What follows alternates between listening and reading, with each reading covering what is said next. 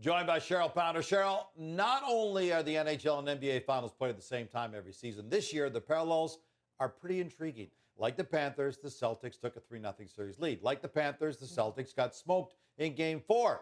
The Celtics bounced back to clinch last night. So here's the question, Cheryl.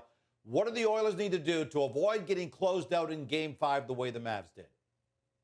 Well, they certainly can't airball it, that's for sure. They got to find a way to come to play, Gino. And when I look at the Edmonton Oilers, there's a few things that I'm looking at in tonight's game. And the first off is to expect a magnificent start by the Florida Panthers. You know they're going to try to establish that heavy forecheck right away. That is their game. But the Edmonton Oilers have to figure out a way, much like they did in Game 4, to break it, to get up ice quick and fast and play off the rush. And a lot is going to come down to Stuart Skinner here, right? In those first 5-10 minutes of the game, they could be under siege and have to weather a storm in their home building. And he's going to have to find a way to gauge that temperature by making a massive save or two early in this game. The start is critical for both teams.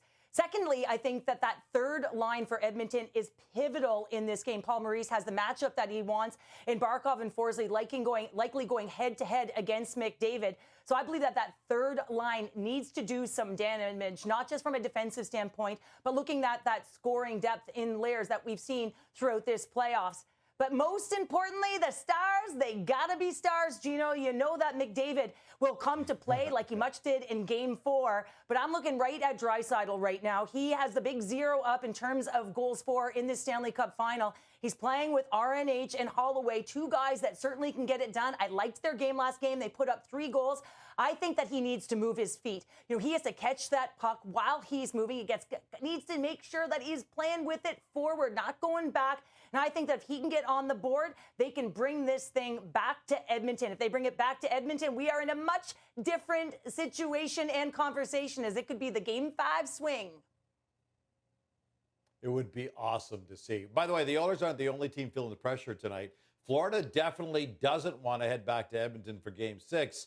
Which player on the Panthers do you feel is feeling the most pressure tonight? Goalie Bob is feeling the most pressure and should be. And much like I mentioned, you know, this is a group that has to find a way to play hot in the first 5 minutes. And I think that the Edmonton Oilers are going to try and match that temperature from a physical standpoint and try and get in off the rush and create turnovers, much like they did in game number 4. And I think Bobrovsky was chased out of the net in Game 4. You know, he had 11 saves on 16 shots. That's a .688 save percentage. He has been fantastic through the playoffs, and up until the game number 4, you know, he really did falter there. He was calm when he came out, so I expect that he's going to go in wanting to light the lamp, making sure that he's seeing pucks and can push everything to the outside, and I expect that Florida will be much more structured in front of him, but he's going to have to make a timely save with an Edmonton Oilers team that's playing with their last lifeline. Matthew Tkachuk's childhood friend Jason Tatum was up for the MVP of the NBA Finals, but it went to his teammate Jaylen Brown.